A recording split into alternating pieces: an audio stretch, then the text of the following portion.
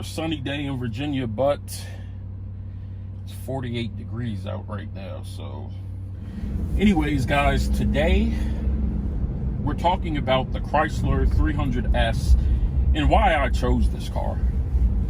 Now, when I decided to get a new car, I did look at Mustangs. As I mentioned in one of my last videos that I did, I looked at Mustangs. Hold on, let me just accelerate real quick. Woo! Okay, is that a cop? Looks like it. Yep. When I was looking for a new car, I did look at Mustangs, but I decided against it primarily because I wanted more space. I got so used to just swinging the back door open and, you know, putting my son in there. I am retired now, so I watch my son full time. My fiance works from home. So 9 times out of 10, if I go anywhere, my son's with me. So it just would be a whole lot easier for me to have a vehicle that I didn't have to move the seat forward and do all these gymnastics to get him inside the seat. So that was a big determining factor. The other thing was I really liked my 2018 Chrysler, the 300 Touring L. The only thing I didn't like about the car was that it was a V6.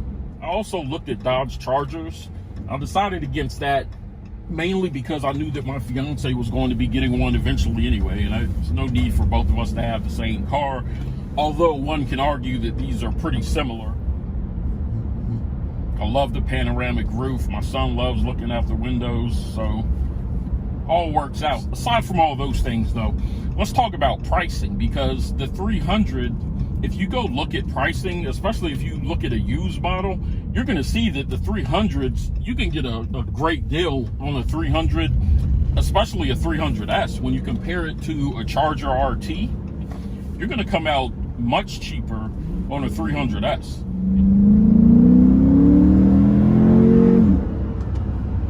Man, I can't wait till I put this pedal commander up here. Should be in hopefully on Friday. I'll do a video on it for sure, but this thing accelerates. And because it's built on the same platform as the Charger, there are plenty of parts out there for it. So a lot of things that work. In fact, I would venture to say that most things, as far as interior anyway, that will work on the Charger will also work on the 300. So, you know, one thing I really liked about the Mustang is the ability to mod it. And I didn't want to lose that ability even when switching cars.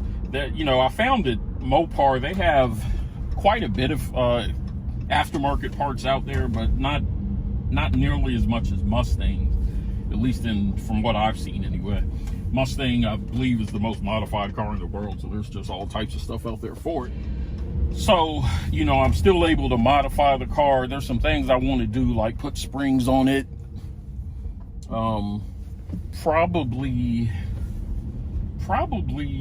do the exhaust. I'm still debating on what I'm going to do with the exhaust, whether it's a catback or I do just the mufflers and an X-pipe. I'm not really sure. I'm still debating on that, but we'll get it figured out. So if you're in the market and you're actually looking at Chargers, I would say take a look at the 300s as well. You know, just do your due diligence, because you may find that you get a better deal and that you actually do like it. I don't think there's another store that I hate more than Walmart. And silly me, I volunteered to come out here to get some laundry detergent because I thought I could go to Walgreens. But of course, my fiance doesn't want just any laundry detergent. She wants Gain, but not the regular scent Gain. She has to have a special scent, and it has to match the fabric softener. There's a whole bunch of other criteria that I have to meet. So here I am at Walmart. We'll find a parking spot eventually, I guess. Look at this guy flying through the freaking parking lot. Welcome to Virginia, home of the world's worst drivers. All right, guys, so Chrysler 300S versus the Chrysler V6 models. I know for 2021 they got rid of some of their models. I know there's only 2 of them though. It's the S and I believe the Touring. I think they got rid of the Touring L and the 300C, if I remember correctly. But anyways, the Hemi versus the V6 versus a Charger. Which one should you get and why? So let's start out talking about the Charger.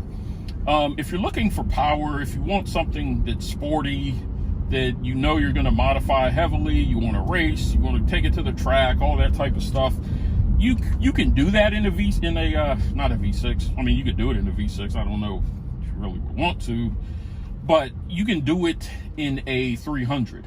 But you'll probably be better off going with a Charger, Hemi Charger at that. 8-cylinder V8, whether you get the RT, the Scat Pack, if you can get a Hellcat, cool. So if you're looking, you know, if money's not an object, go with the Charger. Go get you a Hellcat, get a Scat Pack, whatever you want. If you're going to be daily driving it and you don't really care about power, then you'll be good with the V6, and they're better on gas. So for a daily driver, the V6 would probably be a good option, just because of the Camaro. I don't know what model it is. All right, so yeah, you know, if you're looking for a daily driver mainly, I would say just go with the V6, because you're going to save on gas. It looks just as good as the Hemi model. And, you know, if you don't need the power, then you're fine. You can still add like a cold air intake and, you know, a couple other things to get some more power. You can do an exhaust and all those sorts of things. So nothing wrong with the V6. I had one, I enjoyed it, but I wanted that Hemi roar. You know what I mean? I don't really drive this car that much. I may drive it like maybe once or twice per week. I'll probably start driving it more once the weather warms up. My fiance drives it, you know, a few times a week. But other than that, it's sitting in the garage. So I don't really worry about gas mileage because I'm not commuting anywhere.